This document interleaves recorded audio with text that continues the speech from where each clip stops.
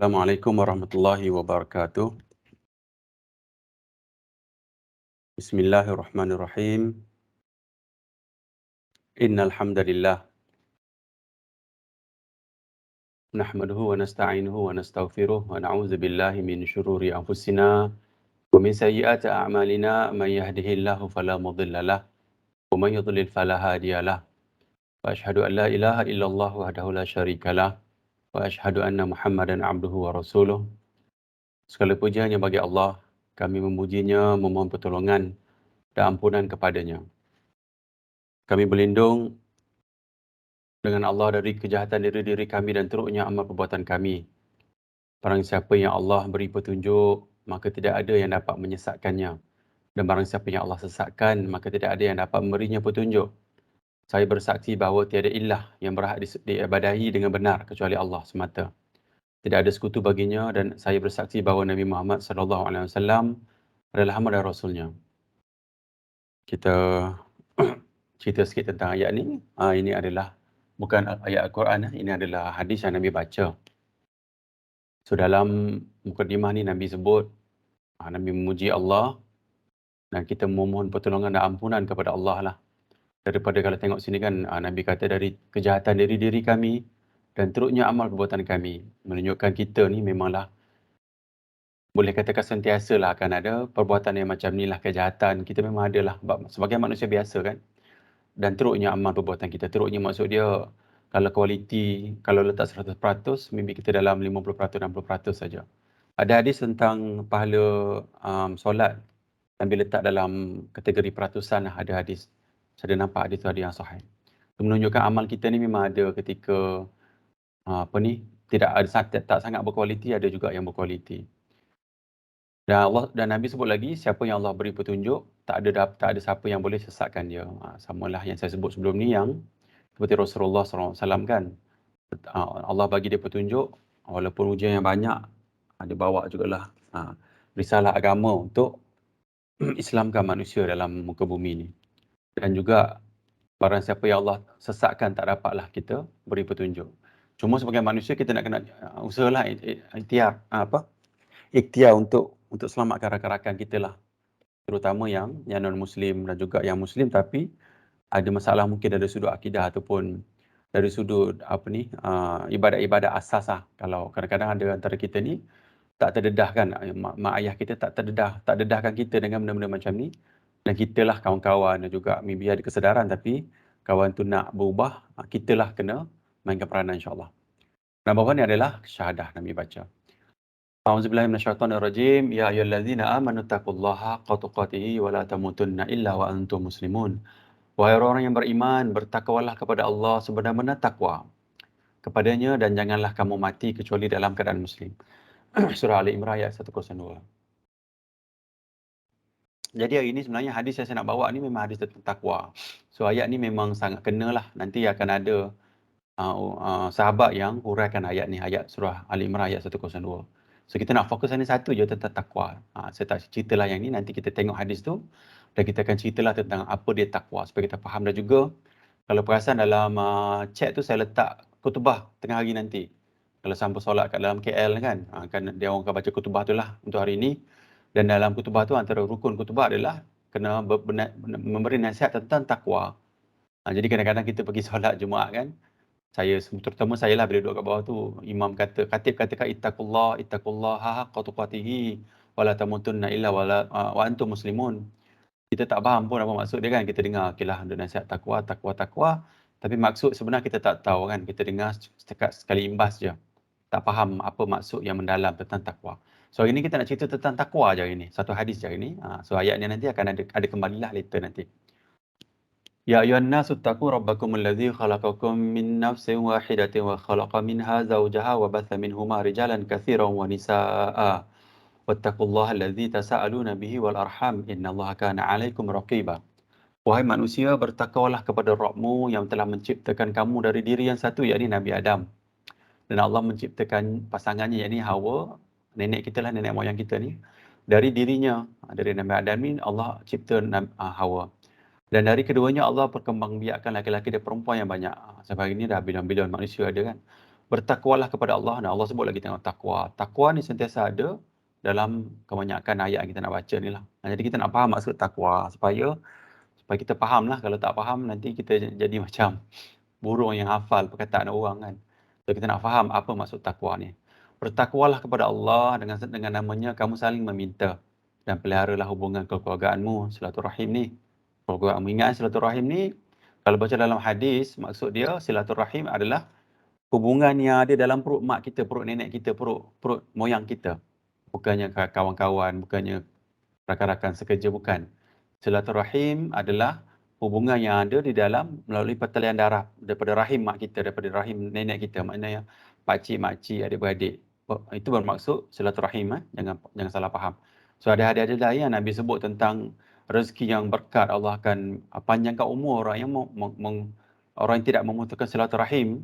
Maksud dia orang yang berbuat baik dengan ataupun jaga hubungan di antara kekeluargaan ni adalah termasuk dalam maksud hadis tadi, bukan maksud aku nak buat baik dengan kawan-kawan, kita faham tentang silaturahim, tak begitu. So nak berbaik dengan kawan-kawan ada hadis lain lah yang akhlak yang baik, tolong orang tu. So ingat, ada sesuatu yang sangat istimewa tentang hubungan kekeluargaan. So kita kena jagalah hubungan kekeluargaan ni. Belak lain kita kan yang masih ada ni, kena jaga. Sesungguhnya Allah selalu menjaga dan mengawasimu. Surah An-Nisa ayat 1. Ya ayyuhallazina amanu taqullaha wa qulu qawlan sadida yuslih lakum a'malakum wa yaghfir lakum dhunubakum wa may yuti'illaha wa rasulahu faqad faza fawzan 'azima. Wahai orang yang beriman, bertakwalah kamu kepada Allah. Takwa lagi kan? Banyaknya Allah sebut tentang, Nabi sebut tentang perkataan takwa. Dan antara tiga ni sebenarnya ayat Quran lah. Ini Nabi sebut dalam perkataan Nabi, hadis. Ini bukannya ayat Quran lah. Nombor dua ni adalah ayat Al-Quran Nabi sebut ketika memberi mukadimah. Nombor tiga ni, nombor tiga ni pun ayat Quran. Nombor empat ni pun ayat Quran. So Nabi kata, wahai orang-orang yang beriman, daripada apa yang Nabi baca daripada Al-Quran ni lah, surah Al-Ahzab ayat 70-71. Bertakwalah kamu, takwa lagi. Bertakwalah kamu kepada Allah dan ucapkanlah perkataan yang benar. Ini Nabi nak bagi tahu kita, Allah sebut dalam Quran, takwa. Dan kena ingatlah, selalu juga saya sebutkan yang takwa ni bila Nabi sebut, bila Allah sebut banyak, maksud dia jaranglah manusia sikitlah manusia yang bertakwa sebenarnya takwa ni macam tu. Bila banyak, macam contoh analogi kita lah, Ustaz saya sebut macam mak kita kan duk cerita je benda yang ulang benda yang sama, sebab kita pun malas nak dengar kan. Kita dengar lah sekarang ni sebab kita dah belajar pasal anak yang soleh kan, solehah tu, anak yang soleh, birrul walidain tu. So takwa ni bila Nabi sebut, Allah sebut banyak, maksud dia ramailah orang tak takwa. Dan antara benda mungkin sebab tak faham apa maksud takwa. So bila Nabi sebut, Allah sebut banyak ni, hari ni kita nak cerita, nak memahami maksud takwa. Bertakwalah kamu kepada Allah dan ucaplah perkataan yang benar. Tengok Nabi kata, Allah kata ucap benda yang benar ni. Walaupun orang nak kenakan kita kan, walaupun ramai, walaupun jawatan kita terancam, walaupun makcik kita marah, walaupun semualah sebab baik kita marah kan. Tapi Allah kata bertakwalah kepada Allah. Allah sebutkan ittaqullah amanu taqullaha wa qulu qawlan sadida ni. Ucaplah perkataan yang benar, nescaya Allah akan perbaiki amal kamu. Jadi Allah bagi tahu bila kita bercakap benar, Allah akan perbaiki amal kita dan juga ampun dosa-dosa kita. Adalah kita cakap benar-benar dapat pahala, lepas tu Allah tolak pula dosa banyaknya manfaat kita bercakap benar. Sebab hari ni saya rasa sama juga bila kita nak cerita tentang kematian nanti, sebab kita nampak benda depan mata je kan. Sebab benda ni benda yang bagi manfaat selepas mati.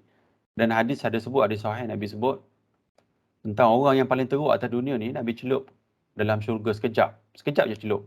Dia tak ingat dah apa yang berlaku atas dunia. Menunjukkan dunia ni kalau kita buat, maknanya kalau kita letak diri kita penuh usaha yang payah, jerih perit kan, payah untuk kebaikan lah, untuk ikut takwa kepada Allah, kita rasa usaha kita sangat teruk, orang nak hentam kita. Tapi bila kita masuk, bila lepas mati nanti kita tengok nikmat yang Allah bagi, tak ingat dah kesusahan kita. So kesusahan yang sekejap ni, ni sebagai motivasi untuk saya jugalah. Saya sendiri pun mahulah kalau boleh, tak apalah kita susah orang pulau kita, contoh harap-harap taklah kan, tak ada orang nak pulau. Maksud dia dalam konteks dakwah tu, sebab dakwah ni nanti kita cerita tentang dakwah lah, tentang bagaimana Nabi dakwah, memang sangat-sangat perit lah kehidupan dia. Tetapi long term tu memang sebab semua orang menerima Islam dan jadi lain lah keadaan dia. Tapi pada awalnya untuk dakwah ni memang macam tu. Sama juga bercakap benar ni dalam konteks dakwah juga, sebab kita kena cakap benar apa yang Allah beritahu. Bila kita cakap benar, Allah perbaiki amal kita dan juga Allah ampun dosa kita. Dan barang siapa mentaati Allah dan Rasulnya, maka sungguh dia menang dengan kemenangan yang besar. Ini pun dalam konteks takwa ni. Barang siapa mentaati Allah dan Rasulnya adalah takwa, maka sungguh dia menang dengan kemenangan yang besar agung. Kemenangan yang agung ni kita nampak nanti bila di mahsyar nanti. Kadang kita kan ada antara kita, kadang-kadang kita, saya sendiri pun faham macam tu. Contoh pasal rezeki kan, kita kata macam sedekah, Allah bagi rezeki banyak. Macam tu kan. Kadang-kadang maksud sebenar kat situ kita tak faham. Kita ingat sebab rezeki ni nak cari duit ni kena kerja lah. Sebab itu pun sunnatullah kan. Saya nak quote satu cerita, satu sirah. Ni sirah yang sahih, saya baca dalam kitab Syiar An-Nubala. Abu Bakar Siddiq, Sayyidina Abu Bakar Siddiq ni bila dia dilantik menjadi khalifah, dia pagi-pagi tu dia pergi berniaga. Dia pergi berniaga kat pasar. Sayyidina Umar tak tegur dia nak pergi mana. Sayyidina Abu Bakar kan dah dilantik jadi khalifah kan, dah jadi ketua negara dah ni kan, besar dah pangkat ni macam Perdana Menteri. Dah besar ni nak pergi berniaga lagi. Dia kata, siapa nak bagi makan kan? Dia pun nak cari makan juga kan, siapa nak berniaga. Sayyidina Umar kata tak apa, dia kata dia ambil daripada Baitul Mal untuk bayar gaji dia. Tapi Sayyidina Abu Bakar dia tak. Dia ambil duit tu, lepas tu dia ganti baliklah. Masa dia berniaga balik, dia ganti balik. Menunjukkan, nak cerita kat sini lah, mana kemenangan yang agung ni, saya nak relate kat sini sebenarnya. Tadi yang nak cerita tentang memahami maksud tadi tu. Yang kita ingat, benda-benda agama ni, dia kebanyakan kita faham, dia bagi kebaikan atas duniawi. Kan, solat, dapat duit, kita ingat rezeki, kita ingat macam tu. Kita nak kena kikis banyak lah sebenarnya, benda-benda yang akhirat ni, macam ni kemenangan yang agung ni, kita jangan ingat atas dunia ni kita rasa macam tak susah.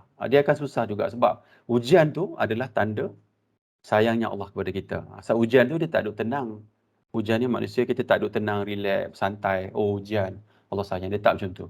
So kemenangan yang agung ni ingat di mahsyar nanti. Sebab setiap perbuatan yang kita buat, kita nak menuju Allah dan Rasul.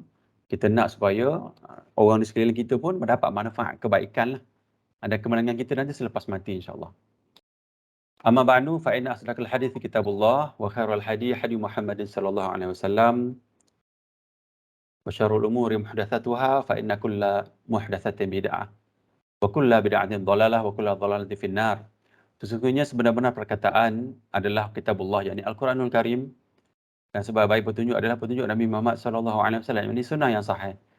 Seburuk-buruk perkara adalah perkara yang dia ada-adakan dalam agama. Setiap kena ingatlah yang perkara yang buruk ni adalah perkara yang dalam agama, bukan dalam kehidupan kita. Innovation memang sangat baik dalam urusan dunia. Hari ni pun kalau dalam digital kan, saya dalam digital, kita nak banyak yang innovation kan, inovasi ni, benda baru yang boleh bantu kita, memudahkan urusan kita, pendekkan proses, macam-macam. Tapi dalam bidang agama, dia dah tetap dah. Sebab syariat agama datang daripada Allah dan Rasul. Dia tak boleh ubah dah. So benda yang paling buruk, sebab ingatlah, bila agama ni dia pergi kepada selepas mati ni, kemenangan yang agung ni selepas mati. Seburuk-buruk perkara dalam adalah perkara yang ada-adakan dalam agama. Ingat dalam agama, bukan dalam dunia. Hal dunia boleh. Maka siapa yang katalah kita dengar orang ceramah dia kata bid'ah ni, dia pun katalah bid'ah. Oh naik kuda tu bid'ah, dia pun gelak-gelak-gelak. Ataupun naik unta bid'ah, gelak-gelak-gelak. Ataupun dia kata naik kereta bid'ah, gelak-gelak-gelak. Kat situ kena ingat, dia sedang memperlekehkan apa yang Nabi sebut ni sebenarnya. Sebenarnya bid'ah ni ada Nabi kata dalam konteks agama. Dan kita nak memperpandaikan sikitlah akal kita lah. Sebab tu kita ada tazkirah ni kan. Kalau kita dengar orang cakap macam tu, kita kata tak betul lah. Kalau saya akan tinggalkanlah kuliah dia. Saya pergi tempat lain lah. Sebab bila orang macam kita lah sayang mak kita kan. Bila orang duduk mengutuk mak kita, orang kata perendahkan mak kita, kita secara emosinya kita marah lah orang tu kan. Sama juga apa lagi agama kita. Dan saya kalau dalam konteks tu saya akan pergilah, saya tak pergi kat situ. Saya akan keluar lah. Sebab tanda boycott saya sebab dia sedang menghina agama saya lah. Apa yang Nabi sebut ni lah, macam ni. Dan Nabi sebut lagi setiap yang dia ada-adakan dalam agama adalah bid'ah. Ingat ini Nabi yang sebut, kita jangan sensitif. Sebab Nabi sebut banyak dalam hadis. Dalam hadis 40 ni saya ingat ada 3 cerita tentang bid'ah. Banyaklah, maknanya 42 hadis ni ada 3, banyaklah menunjuk tentang bid'ah ni. So kena ingat. Bid'ah ini, menjauhi bid'ah adalah sebahagian besar daripada agama untuk menjaga keturunan agama. Dan setiap bid'ah adalah sesat dan setiap kesesatan tempatnya dalam neraka. So ini pun kena ingat, bukan orang adalah tapi perbuatan tu. So kita tak boleh nak kata orang yang buat bid'ah tu atau orang yang buat maksiat ni, buat dosa ni dalam neraka. Tak, bukan orang. Perbuatan mereka adalah perbuatan ahli neraka. Dia adalah tertakluk kepada timbangan amal sebelum pergi ke surga atau neraka, insyaAllah. So inilah hadis yang sahih Nabi sebut dalam setiap kuliah. So format tazkirah, kita ada introduction, yang ni yang cerita tentang ilmu dan juga tentang kematian, ingati kematian. So ada beberapa hadis dan ayat Quran lain yang saya bawa lah. Ini saya tak ambil lah. Tak ingat berapa ayat Quran hari ni, saya tak letak. Lepas tu kita cerita hal umum, kalau rakan-rakan nak share. Saya tak ada hari ni. Saya nak cerita tentang hadis ni je, ada tentang takwa. Ada 18 ni ada tentang takwa. Lepas tu ada soalan penutup kalau sempat lah. Saya ingat macam sempat, tapi tengoklah macam mana. So kita pergi kepada introduction. Pelan-pelan, saya rasa pelan-pelan pun tak apa, sebab kita ingat nak ambil manfaat daripada hadis-hadis Nabi ni kan. Kalau saya dah laju nanti takut tak sampai pula apa yang kita nak sampaikan. Sebab saya rasa introduction pun penting, semua penting lah supaya kita dapatlah manfaat. Tazkirah ni maksudnya nasihat-nasihat lah supaya dia boleh penetrate hati kita lah, supaya kita dapatlah apa yang objektif yang kita nak sampaikan ni lah. Penaulah umum, pentingnya menuntut ilmu. Dari Muawiyah bin Abi Sufyan radhiyallahu an, Rasulullah sallallahu alaihi wasallam bersabda, barang siapa yang Allah kehendaki mendapatkan seluruh kebaikan. So Nabi kata, siapa yang nak dapatkan seluruh kebaikan ni, seluruh kebaikan, maka Allah fahamkan dia tentang agama. Muttafaqun alaih, riwayat Bukhari dan Muslim. Kalau orang tu Allah nak dia dapatkan seluruh kebaikan, Allah fahamkan dia tentang agama. Cuma kena ingatlah, ini atas usaha yang banyak lah, usaha yang banyak, kehendak yang banyak. Kita nak capai ilmu, kita nak cari ilmu, bukannya kata kita duduk diam, duduk dalam rumah melepak, isap rokok, tiba-tiba besok pandai. Ataupun kita dengar cerita masa kecil dulu kan. Saya dengar dulu masa sekolah pun, kita pun selalu juga duduk dalam tazkirah jugalah, baca-baca buku sikit. Tapi kadang-kadang ada juga cerita macam ni. Wali-wali lah yang tak ada ilmu pun tiba-tiba kan. Macam-macam lah cerita yang ajaib. Keajaiban tu sebenarnya sangat-sangat isolated dalam agama kita. Sedikit saja benda yang ajaib. Semua melalui hardship. Nabi susah payah dia dan sahabat-sahabat kan. Sampai Umar Khattab berkata, saya rasa kalau tak silap saya, dia kata dia belajar surah Al-Baqarah tu termasuk dengan hafal dalam belas tahun dia belajar. Maknanya lama lah dia ambil masa kan. Menunjukkan memang hardship, memang susah payah dia nak cari ilmu. Dan juga macam Umar Khattab sendiri pun nak cari ilmu, dia kata kadang-kadang, ini ada daripada riwayat yang sahih lah, kadang-kadang jiran dia pergi dengan kuliah Nabi. Sebab dia nak pergi ke kebun kurma dia. Kan dia pergi, lepas tu sahabat jiran dia cerita kat dia apa yang Nabi kata. Terpaksa lah kan, sebab memang kehendak tu kena ada, dan juga kita nak balancekan jugalah kehidupan kita kan.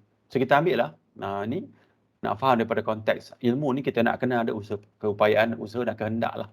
Dan kita macam kita baca dalam mukadimah, saya ingat mukadimah kitab Imam Syafi'i sebut tentang kena ada harta, kena ada duit. Maknanya kita kena korban duit kita lah untuk ilmu. Semoga ilmu ni kita dapat faham dan dapatlah seluruh kebaikan yang Allah nak bagi. Tapi kita kena usahalah, maksud dia macam tu. Kedua, anjuran berdakwah daripada Sahal bin Sa'ad radhiyallahu an, bahawasanya Rasulullah sallallahu alaihi wasallam bersabda kepada Sayyidina Ali radhiyallahu an, demi Allah, sekiranya Allah memberikan hidayah kepada seseorang melalui dirimu, kita lah, maknanya kalau kita dakwah kepada orang tu, kalau Allah bagi hidayah sebab kita dakwah, itu lebih baik bagimu daripada perolehi unta merah, maksudnya barang yang paling berharga. So zaman Nabi ni, unta merah ni memang yang nak sangatlah. Kalau orang lelaki tu yang minat motor kan, ada ABI, nak naik motor BMW kan. Naik motor yang besar-besar ni, harganya 1100cc kan, Honda Goldwing ke apa kan. Mana nak sangat tu. Oh, aku nak lah, tapi tak cukup duit pun nak beli kita pun kan. Tapi nak sangat, menunjukkan. Maknanya sini bila Nabi sebut macam ni, orang zaman dulu, orang zaman Nabi ni faham, oh, benda tu yang semua orang nak. Sebab semua ada kenderaan kan. Tapi unta merah ni benda yang seorang dua je boleh ada. Maknanya barang yang paling berharga. Nabi bagi motivasi, kitalah dakwah mereka supaya dapatlah benda yang paling berharga. Hadis riwayat Bukhari dan Muslim. Nombor 3 ni adalah ayat Quran ni cerita tentang border yang tak boleh kita keluar lah. Saya baca ayat Quran ni, surah Al-A'raf ayat 33. Allah Ta'ala berfirman, katakanlah, Rabbku hanya mengharamkan perbuatan yang keji, baik yang menampak maupun yang tersembunyi, dan perbuatan dosa, melanggar hak manusia tanpa alasan yang benar, mengharamkan syirikan Allah dengan sesuatu yang Allah tidak turunkan hujah untuk itu. Dan haramkan, ini poin yang nak bawa lah daripada ayat Quran ni. mengada-ngadakan terhadap Allah apa sahaja yang tidak kamu ketahui, yakni berbicara tentang Allah tanpa ilmu. So lepas kita tahu belajar agama dengan kudurat kita, dengan kepayahan kita kan, ada contohlah ada exam weekend kan, bangun pagi 4 pagi dah start baca buku kan. Lepas tu uh, susah payahlah tu kan, dah dapat dah ilmu, insya-Allah kita pun dakwah orang lain, dakwah keluarga kita dakwah, tapi kena faham ada juga sempadan yang tak boleh kita keluar. Kena jaga sebab ini sangat besar lah. Kita kena jaga. Okey, ini yang last slide untuk mencari ilmu. Saya ambil gambar ni daripada internet lah. So, ni hadis yang hadis riwayat Ahmad dan juga dalam hadis riwayat Muslim pun ada. Ada yang sahih. So, Nabi kata, ini tajuk dia jalan pintas menuju syurga. Nabi kata, Rasulullah SAW bersabda, barang siapa yang berjalan menuntut ilmu, maka Allah mudahkan jalannya menuju syurga. Jalan ni physically nampak jalan lah, tapi analoginya, orang berjalan ni maksud dia berusaha lah kan, menuju ke sana, bergerak ke depan. Bergerak untuk menuju ilmu ni, berusaha, minda pun fokus kepada nak menuntut ilmu kan. Nabi kata apa? Allah mudahkan jalan menuju syurga. InsyaAllah hari ni, sesi hari ni adalah kita sedang beramal dengan hadis yang kita sedang baca ni lah, insyaAllah. Dan moga Allah mudahkan jalan kita menuju syurga, insya-Allah. Kedua, menuju kebijaksanaan. Sekejap.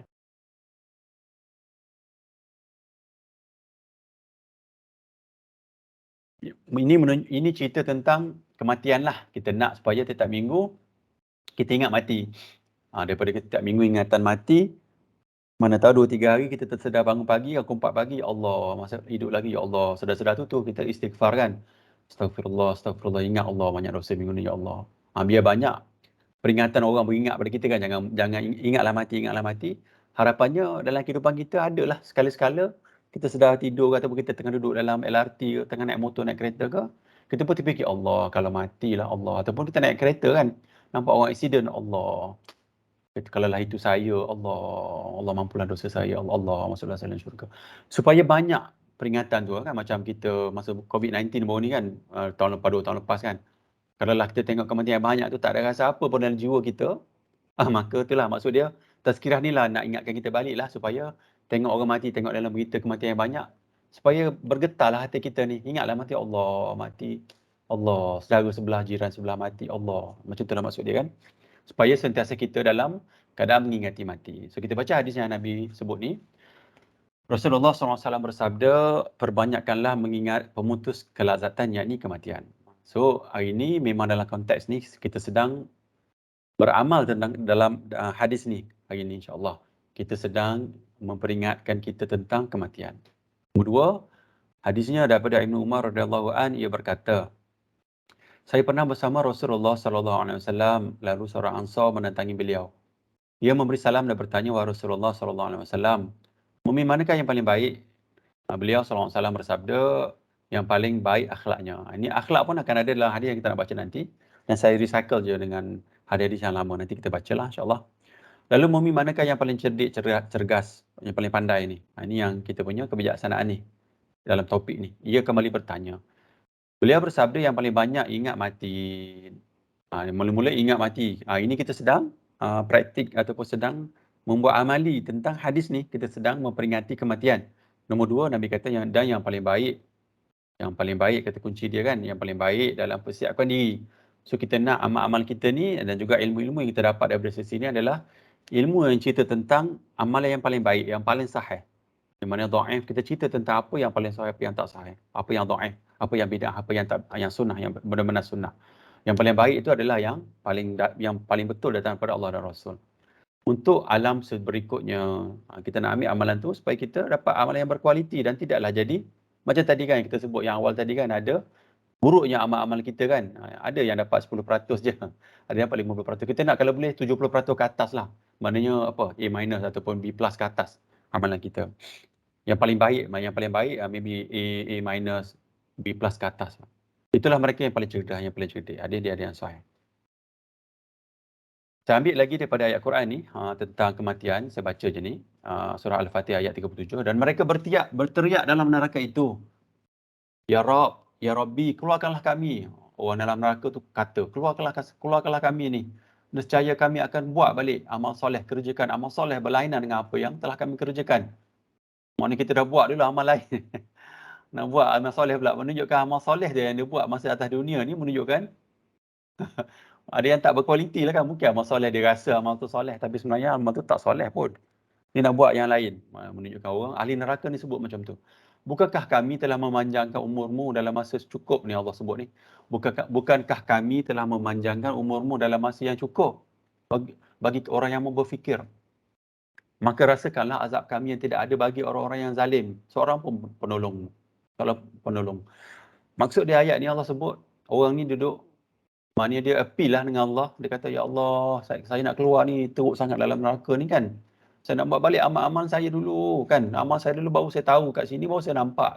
Baru saya tahu amal saya dulu teruk, bid'ah, teruk macam-macam kan. Ni amal soleh ni, amalan ni, amal ibadat ni. Lepas tu Allah kata, bukan ke kami telah, kan umur kita masih ada kan sekarang ni kan.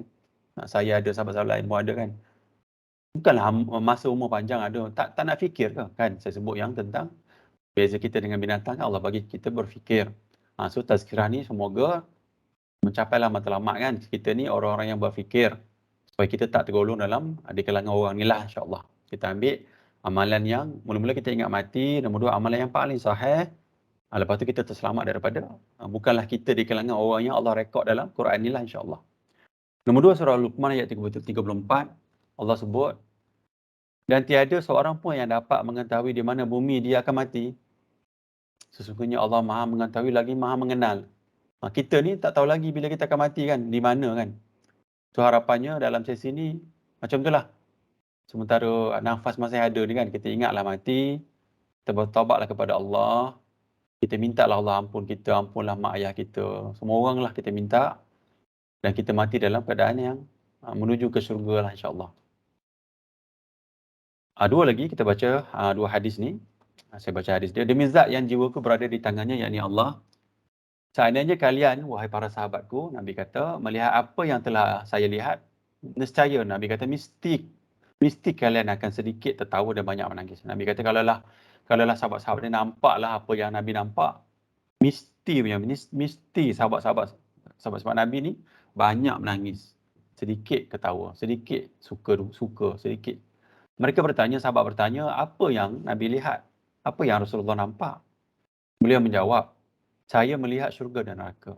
Nabi dah tengok ada syurga dan neraka masa perjalanan ke Isra' Mi'raj kan Nabi nampak. So, Nabi nampak sebagai satu, kalau beliau dah nampak, jadi dia nampaklah apa dalam tu. Kita tak nampak, cuma kita baca daripada apa yang direkodkan oleh Allah dan juga Nabi sebutlah tentang syurga dan neraka. Maksud dia kat sini, sedikit ketawa dan banyak menangis. Ini sebenarnya apa yang Nabi sarankan kepada kita lah. Tapi payahlah, bukanlah saya nak sebut ni, saya pun tak buat benda ni kan. Cuma sebagai peringatan kepada kita, supaya kita taklah lara sangat kan. Manusia kan jumpa kita buat lawak, tengok TV, tengok movie kan, macam-macam lah. Sebagai manusia biasa.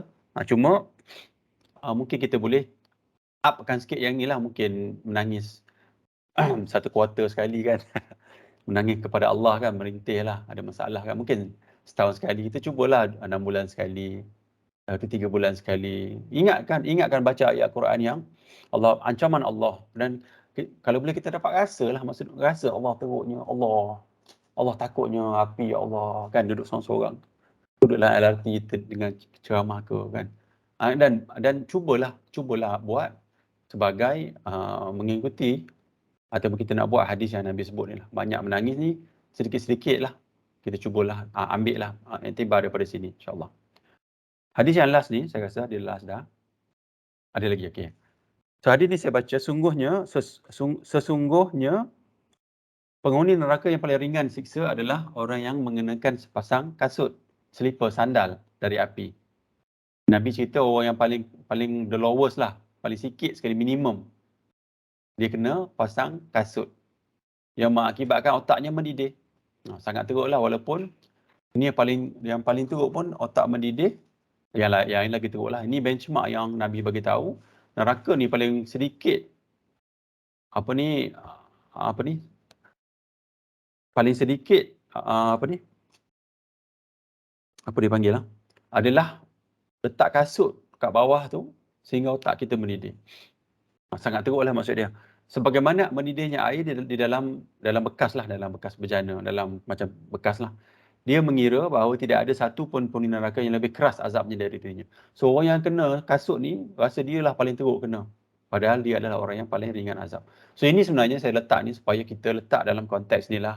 Bila kita tahu inilah kebenaran sebab Allah bagi tadi yang tentang kita nak berfikir kan. Manusia ni Allah bagi tahu berfikir sebab saya ada sebut itu kan. Nah, Ustaz saya sebut manusia ni di atas dunia ni sebab Allah kita suruh kita fikir. Tapi berbanding dengan binatang, bila dah atas dunia dia tak fikir pun, kita pukul baru dia gerak. Tapi bila kita dah masuk dalam lepas alam kematian nanti, otak tak pakai dah, tak letak. Walaupun kita boleh berfikir tapi akal kita tak boleh nak guna dah terlambat dah sebab masa tu ancaman kesakitan tu dah datang. Sebab tu dalam dunia ni kita nak belajar, kita nak ajar diri kita, akal ni kena cergas, akal dulu. Bukannya orang ketuk baru kita berjalan, tak. Akal dulu. Sebab kalau dah kena dah masuk penjara contohnya kan. Orang datang rotan kita ataupun orang marah cekik, sepak kita ke. Sebab perbuatan jahat kita tu, maka kita sedang berperangai seperti binatang lah. Maknanya apa yang Allah nak ni, dah kita jangkau dah, kita langkah dah. Allah nak kita berfikir. Sebab tazkirah ni, nasihat-nasihat ni adalah melalui fikir. Tazkirah ni bukannya melalui kita pegang rotan, pegang pistol, tak. Maknanya kita bagi tahu dengan mulut kita daripada fakta-fakta yang Allah dan Rasul bagi ni, kitalah yang akan berfikir. Kita gunalah akal kita ni insya-Allah. Okey, pergi kepada yang last ni. Ini ayat Az-Zumar dan juga ayat Al-Hijr. Saya bacakanlah.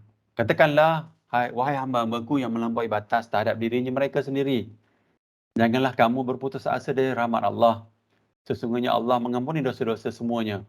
Sesungguhnya dialah yang maha mengampun dan maha penyayang. So ini ayat last ni nak tunjuk Allah ampun dosa kita, insya-Allah kita minta dengan Allah supaya Allah ampun dosa kita.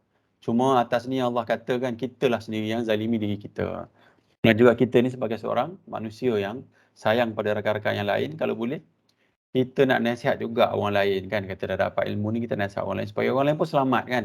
Sebab kita sayang sahabat kita, saudara se-Islam kita kan. Kita tak nak mereka susah lah. Kita nak mereka supaya sama-sama menuju ke syurga insya-Allah.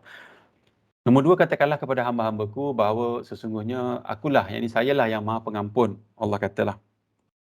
Lagi maha penyayang dan bahawa sesungguhnya azabku adalah azab yang sangat pedih. Kena ingatlah, kita nak supaya kita faham azab-azab Allah. Sebab tu saya sebut kan dalam Quran, saya ingat kalau kita baca hadis pun banyaknya cerita tentang teruknya keadaan di mahsyar tu. Lepas di selepas mati kan. Sebab tu peringatan ni ada. So bila macam ni kita rasa maknanya ramailah orang akan pergi ke sana. Tendensi orang nak kepada kebaikan sebab benda kebaikan atas dunia ni dia kena lawan banyak nafsu kita.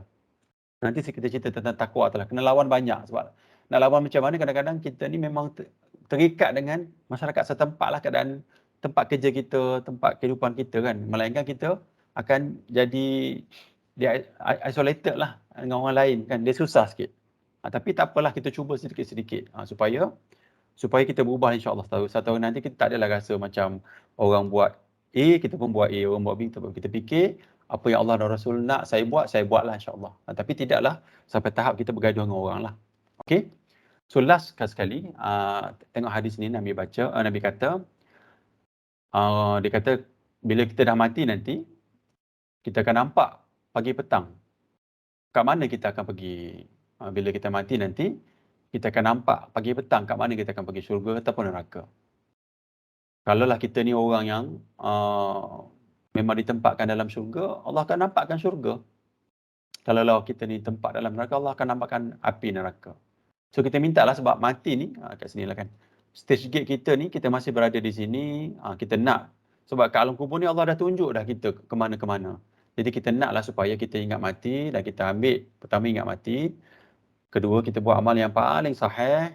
Dan yang tadi tentang ilmu lah. Supaya kita ambil ilmu yang kita dapat ni, kita berbekal lah sedikit lagi masa kita ada ni kan sebelum kita meninggal. InsyaAllah daripada apa yang mukadimah dan juga perkataan Nabi atas ni, kita ambil iktibar dan kita cuba bersiap dirilah untuk kita menuju ke syurga insyaAllah. Dan sini Allah mudahkan urusan kat sini. Mudah. Kita tak naklah jadi macam binatang tadi kan. Malaikat datang, dia libas cemeti ke apa kan. Kita pun jalan sana kan. Ataupun hadis yang Nabi cerita tentang orang yang tak adil tu, badan dia sengit tu tak mau. Kat sini kita nak selamat, kita mudahlah. Selamat sampai ke syurga insyaAllah. Okey. Saya stop sekejap dalam 2-3 saat ke. Kalau ada kawan-kawan nak share apa-apa, saya stop sekejap Kalau ada dan terus bagi tahu je.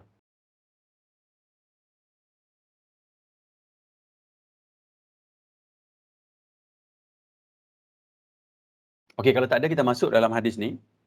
Okey. Hari ni kita dah baca, termasuk dengan hari ni kita akan baca 26 hadis daripada 42 hadis. Dan kita akan baca hadis ke-nombor 18 ni, hadis takwa. InsyaAllah sempatlah. Ada dalam setengah jam, ada 20 minit lebih kurang, insyaAllah sempatlah. Satu hadis je hari ni kita akan baca. So ni hadis dia tentang takwa. Saya baca terjemahan hadis dia daripada Abu Dzar, Jundub bin Junadah dan Abu Abdurrahman dan Muaz bin Jabal radhiyallahu anhuma. Dari Rasulullah sallallahu alaihi wasallam, beliau bersabda, "Bertakwalah kepada Allah di mana sahaja kamu berada." So Nabi kata, "Bertakwalah kepada Allah di mana sahaja kamu berada. Iringilah keburukan dengan kebaikan." Maknanya kalau kita buat benda buruk, manusia kan buat banyaklah kesalahan kita ni, tapi dengan syarat kita akuilah tu kesilapan. Kita tak nak bila kita buat kejahatan, kesilapan, kita sombong kan, kita tolak benda yang betul. Kita biar, kita rasa saya paling betul, padahal orang lain boleh bagi tahu, orang lain nampak tu memang benda yang tak betul. Dan kita pula sebab yalah dengan ego kita kan tak nak dengar kata, tak dapatlah orang nasihat orang bagi tu kan. Walaupun ataupun orang yang nasihat tapi kita masih lagi duk rasa kita paling benar. Padahal dalam agama katalah contoh perbuatan memanglah keburukan contoh. So ini kita naklah iringilah keburukan dengan kebaikan. Kalau kita buat benda maksiat, kita cepat-cepat buat benda kebaikan lah, buat baca Quran ke solat ke apa, sebab apa? Sebab yang dapat menghapuskannya dan maknanya kebaikan dapat hapuskan dosa. Pahala yang kita buat ni dia dapat hapuskan keburukan tadi. Dan pergaulilah manusia dengan akhlak yang baik. So hadis ni hadis hasan, hadis yang sahih. Kalau tengok pada hadis ni tengok pertama kata kunci dia adalah takwa. Kedua, bila kita buat benda yang buruk ni, cepat-cepat kita buat kebaikan. Cuma yang ni kan kita dah baca hadis 2 minggu lepas kot cerita tentang hati tu kan. Agama ni fitrah kan. Manusia ni ataupun orang Islam ni ataupun saya ingat orang kafir pun samalah. Bila dia buat benda yang buruk kan, akan ada terdetik dalam hati kita, insyaAllah teruknya saya buat kan. Mesti ada punya. Tapi ada yang tak adalah. Yang tak ada tu kronik sangatlah. Bila dah ada kan kita buat benda yang baik. Sebab kita nak, sebab Nabi kata macam ni. Dia termasuk dalam fitrah tadi. Kalau kita buatlah kebaikan tu, sebab selalunya kalau orang sentiasa muhasabah diri, dia akan nampaklah, katalah dia akan fikirlah minggu ni saya buat apa kan, ada benda yang tak elok, ya Allah, tak eloklah Allah, rasa menyesal lah pula kan, dan dia bangkit, dia solat ke ataupun dia sedekah ke apa. Nombor 3, akhlak yang baik. So kita nak cerita pertama tentang takwa dulu. Sebab takwa ni, saya pergi kepada teks khutbah dululah hari ni, sebab orang lelaki nanti kejap lagi nak pergi solat Jumaat kan. So dalam khutbah ni saya ambil dalam internet ni, hari ni punya 27 Mei ni, Khatib akan cerita tentang takwa ni. Ittaqullah, dia akan sebut tentang takwa.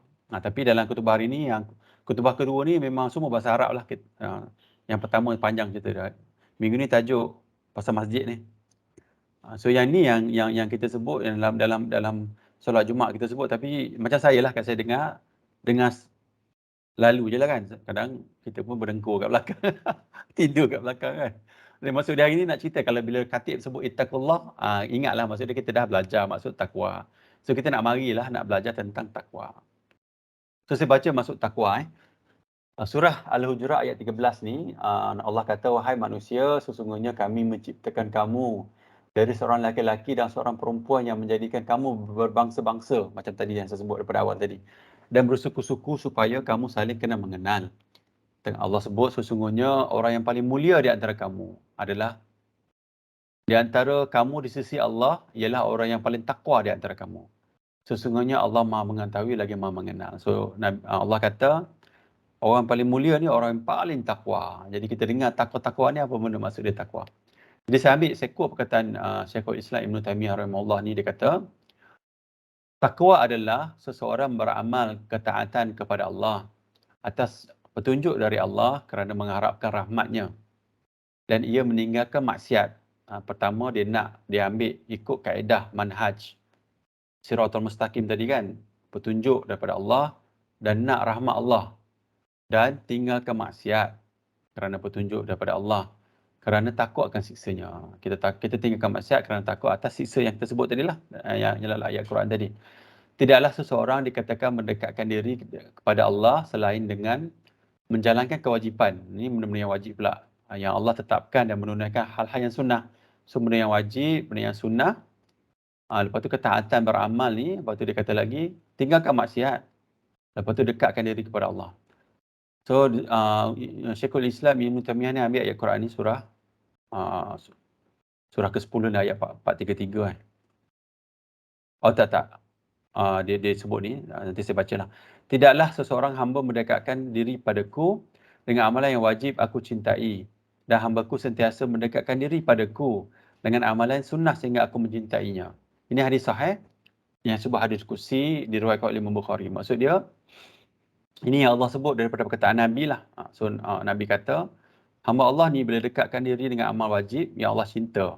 Dan hamba Allah ni, hamba lah, kita ni hamba, tapi hamba yang taat lah, sentiasa mendekatkan diri kepada Allah dengan amalan sunnah sehingga Allah cintai dia. Berarti jika seseorang tidak menjalankan perintah Allah, terus melakukan maksiat dan enggan bertaubat, maka ia tidak masuk ke kriteria orang yang bertakwa. So orang yang bukan takwa ni, kita lah, saya lah, yang tak ikut perintah Allah, yang buat maksiat berterusan kan. Kita tak, macam tadilah hadis yang kita baca awal tu kan, dia buat maksiat, dia iringi dengan benda yang baik. Benda baik ni termasuk dengan taubat lah, minta ampun dengan Allah dan dengan bertaubat kat sini tulis. Maka ia tidak masuk kriteria orang yang bertakwa. Apalagi jika ia adalah pelaku kesyirikan. Ini sangat besarlah. Kita nak hindarkan diri kita daripada syirik. Yang biasa melariskan tradisi syirik. Yang terakhir ini adalah sangat jauh daripada sifat takwa. Okey, ingat tapi saya dah buat, kita pergi ke sini dulu. Saya dah buatlah sikit gambar rajah supaya kita faham.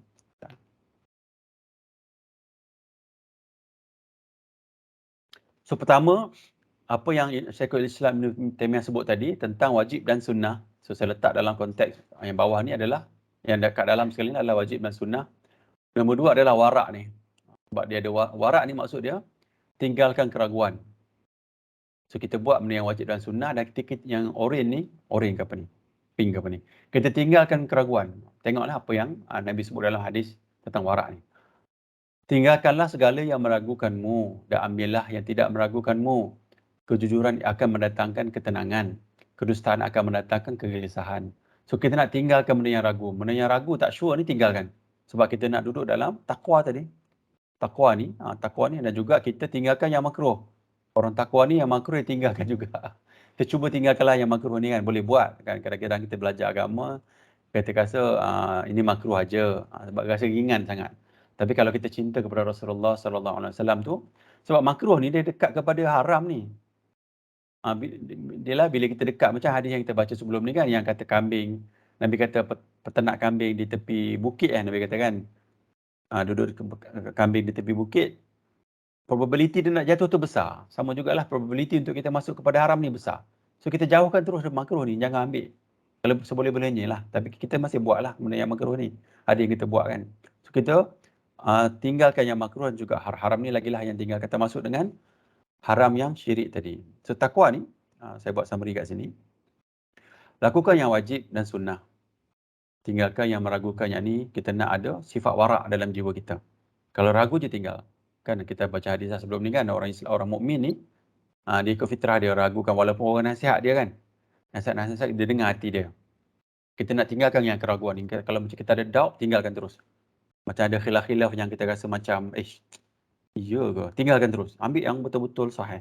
Ambil yang, kalau apa lagi tentang benda-benda yang syirik dengan akidah ni. Bila ada konflik je, tinggalkan terus. Tinggalkan benda yang ada keraguan. Itu warak. Dan itu takwa lah maksud dia. Kalau macam tu kita buat. So tinggalkan yang makruh. Yang ni bukan bermaksud, saya sebut ni bukan bermaksud haram. Ini kita sebut tentang takwa. Ada benda-benda yang makruh. Pergi masjid kan, pergi masjid. Makan durian pergi masjid sebab warak, bukan warak. Warak dalam konteks kita lah, alim lah. Warak dalam kita punya kuat-kuat kan, nak tunjuk kuat agama nak kena pergi juga masjid ni, dah makan durian. Tinggalkanlah, janganlah pergi kan, maksud dia. Sebab makan durian tu yang busuk lah, kalau kita duduk seorang tak apa. Dia jadi hukum makruh, pergi. Takut dia pergi kepada haram, ganggu orang lain. Tapi bagaimana kita nak elakkan supaya tak bau durian dalam masjid.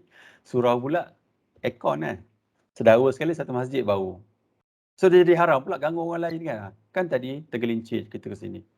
Padahal kita kata, oh kita ni orang masjid, orang surau. So kena hati-hatilah, maksud dia kena faham juga hukum-hukum tu dan juga kena faham. Maknanya kadang-kadang benda yang baik ni tak buat pun dapat pahala. Kadang-kadang kita rasa sebab kita terlampau obses dengan perbuatan tu daripada kesan daripada benda yang negatif kita buat kepada orang lain. Kadang-kadang macam tu kita tertipu sikitlah. So tinggalkan yang makruh. Sama juga yang haram ni kita tinggalkanlah. Tapi kalau ada yang masih buat, kita berusaha sedikit-sedikitlah untuk ubah. Lepas tu nombor last sekali lagi, bersifat seperti Allah sedang perhatikan kita. Ini yang hadis yang Nabi sebut tentang ihsan tu kan. Nabi kata solat kan, seperti Allah tengok. Macam itulah ihsan. Analoginya sekarang ni, ini Ustaz sebutlah analogi dia. Sebab kita dalam peperiksaan sekarang ni kan, dalam ujian, bila kita pergi, kita ni sedang dalam peperiksaan kat sini kan. Result kita keluar kat sini ni, tengah hisap ni. Result keluar kat sini. Tapi sebelum hisap pun dah tahu dah, dalam kubur ni tadi kan dah sebut dah. Dah tahu dah result dia macam lebih kurang dah ada hint dah kat sini. Tapi kat sini yang orang kata officially, kat sini dapat tangan kiri, tangan kanan. Tapi kat sini dah tunjuk, dah tahu dah hint. Kalau tiba-tiba dalam ni nampak syurga, Alhamdulillah. Kita minta semua dapat syurga lah, insyaAllah. Cuma analogi dia, kita dalam peperiksaan sekarang ni, kita nak, guru kita diamlah, Allah Ta'ala diam. Allah Ta'ala bagi tahu apa yang dia nak melalui Rasulullah SAW. Dan melalui akal, kena baca kan, kena ambil ilmu, baru kita dapat benda tu. Dan juga akal kita ni yang akan tentukan boleh tak boleh kan. Bukannya rotan tadi, kita kena faham. Okay, ini maksud takwa daripada apa yang saya faham lah. So takwa ni kita nak buat benda yang dalam konteks kat sini. Jauhi ni, warak ni kita kena ada perangai warak kita. Benda yang ragu, tinggalkan. Benda yang makruh, tinggalkan. Sebab makruh, probability untuk dia jadi haram besar. Dan kita kena ada ilmu lah, nak tahu mana yang makruh, mana yang tak makruh, yang boleh ke sini. Dan haram apa lagi lah, kena tinggalkan. Okay, saya dah jam ke sini, tapi saya nak baca jugalah hadis yang saya tulis, letak kat sini. So takwa ni, kita baca perkataan Hasan Al-Basri rahimahullah berkata, orang yang bertakwa adalah mereka yang menjauhi hal-hal yang diharamkan dan menunaikan pelbagai kewajipan. Selari dengan apa yang saya tunjuk tadi. Umar bin Abdul Aziz rahimahullah berkata, takwa bukanlah hanya dengan puasa di siang hari atau mendirikan solat malam atau melakukan keduanya. Namun takwa adalah meninggalkan yang Allah haramkan dan menunaikan yang Allah wajibkan. Siapa yang setelah itu dianugerahkan kebaikan, maka dia adalah kebaikan pada kebaikan. Maknanya tingkatan kebaikan atas kebaikan lagi kalau dia buat benda ni. Itu definisi daripada Hasan Al-Basri ni, tabi'in rasanya. Ini Umar Aziz ni dia jauh sikit lah. Satu lagi, takwa. Ibnu Mas'ud radhiyallahu anhu ketika mentafsirkan ayat bertakwalah kepada Allah dengan sebenar-benar takwa. Ini ayat yang kita baca awal-awal tadi kan, surah Al-Imran ayat 102. So Ibnu Mas'ud ni, sahabat Nabi ni kata, maksud ayat tersebut adalah Allah itu ditaati, tidak bermaksiat padanya. Kita tak buat maksiat lah, kita ikut perkataan apa yang Allah nak. Allah itu terus diingati, kita ingat berzikir tentang Allah, berzikir kepada Allah. Tidak melupakannya, kita ingat sentiasa Allah. Nikmat Allah itu disyukuri, tidak diingkari. Kan? Kata kufur nikmat lah macam kan. Allah bagi nikmat, kita syukur. Hadis riwayat Al-Hakim secara marfu'. Ini maksud dia perkataan dia lah. Mauquf ni maksud dia terputus tapi kepada Rasulullah. Tapi ini perkataan dia, kata perkataan Ibnu Mas'ud lah, bukan perkataan Nabi. Ini dipanggil asar. Yang dimasukkan bersyukur kepada Allah di sini adalah yang dengan melakukan dengan segala ketaatan kepadanya. Saya baca habis ni. Adapun maksud mengingat Allah dan tidak melupakannya adalah selalu mengingat Allah dengan hati pada setiap gerakan dan diamnya. Begitu juga saat berucap. Maknanya dalam hati kita ni kalau boleh kita sentiasa ingat Allah lah. Payah nak buat tapi inilah saranan ulama-ulama kita macam itulah. Semuanya dilakukan hanya untuk meraih pahala daripada Allah.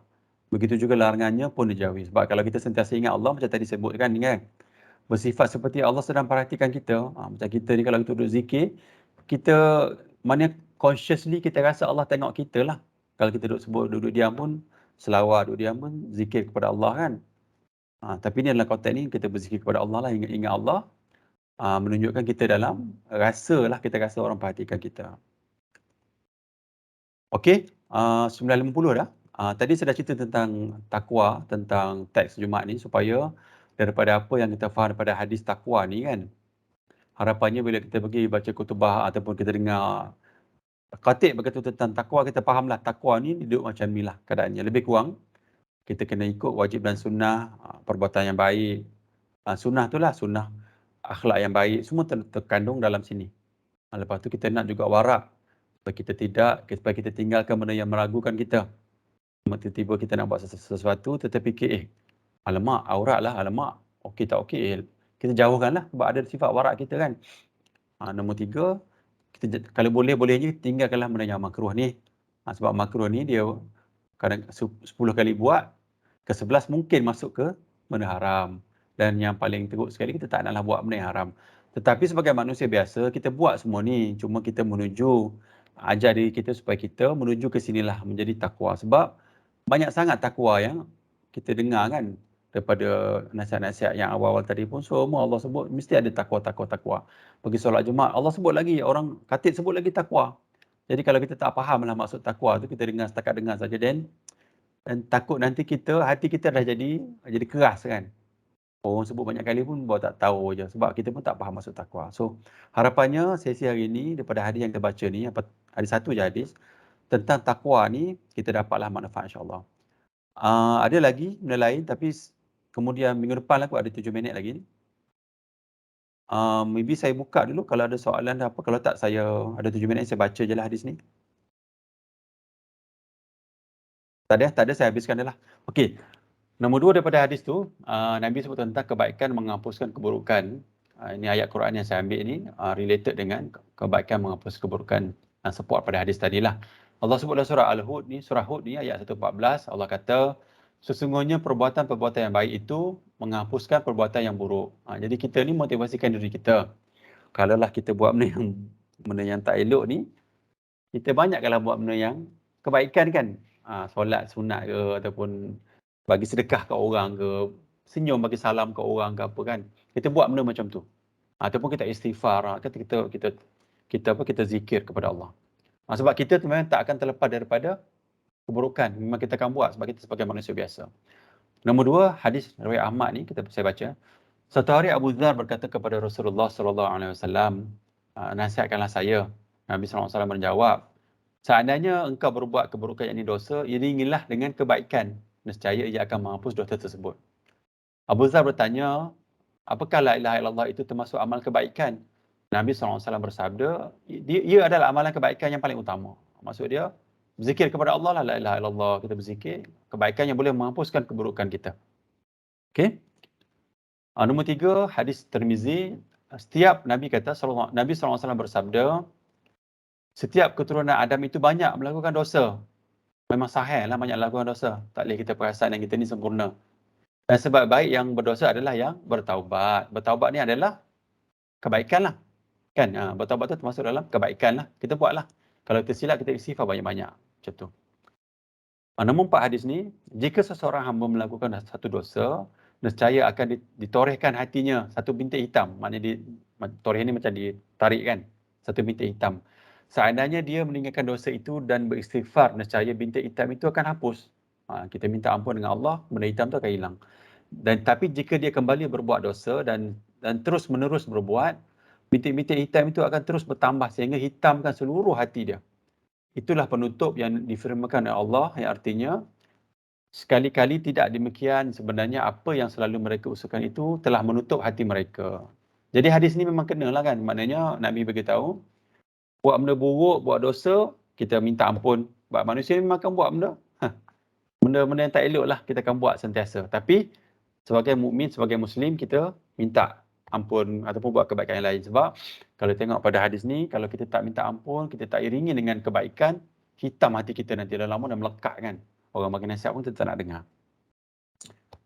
Okey, ada lagi saya baca. Ada 4 minit ya.